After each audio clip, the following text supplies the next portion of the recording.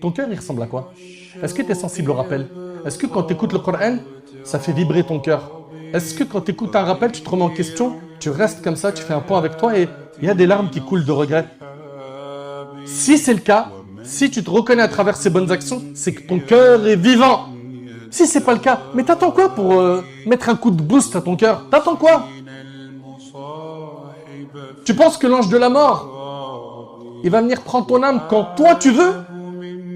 De la même manière qu'on a pu voir ici que une personne, elle peut le jour du jugement venir avec un corps balèze et ne pas avoir la valeur auprès d'Allah, de quoi? De l'aile d'un moustique. Eh bien, une personne peut être maigre ou rejetée par les gens, méprisée par les gens et avoir énormément de valeur auprès d'Allah. Regardez ce hadith. Abdullah ibn Mas'ud radhiyallahu anhu, c'était quelqu'un qui était faim, il était maigre. Il dit, je cueillais le harak. Il était en train de récupérer un siwak. Vous connaissez le siwak? Il a récupéré un pour le prophète sallallahu alayhi wa sallam.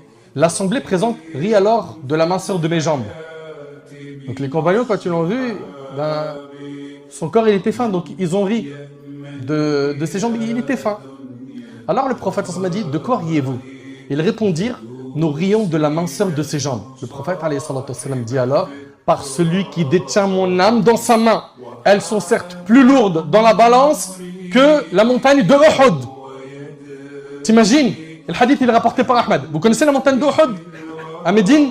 Elle est immense. Elle est sur plusieurs kilomètres.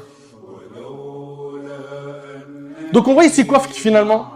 Ce qu'on voit finalement, c'est que tu n'as pas de la valeur par ton apparence. Tu as de la valeur par le contenu de ton cœur.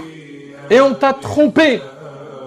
Beaucoup de gens t'ont induit en erreur en te disant l'apparence, soigne-la, la coupe régulièrement chez le coiffeur. Attention, le visage, bien. Ah, il y a un petit bouton ici, là, éclate-le.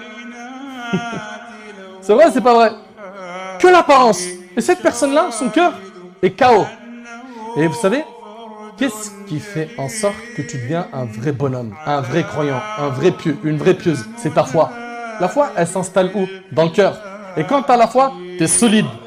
Prenons l'exemple de deux personnes. Écoutez bien, un, il est loin d'Allah et il va à la salle, il pousse des centaines de kilos, c'est quelqu'un, il est costaud, ok? Et il reçoit l'annonce, allô, tu viens de perdre ton meilleur ami.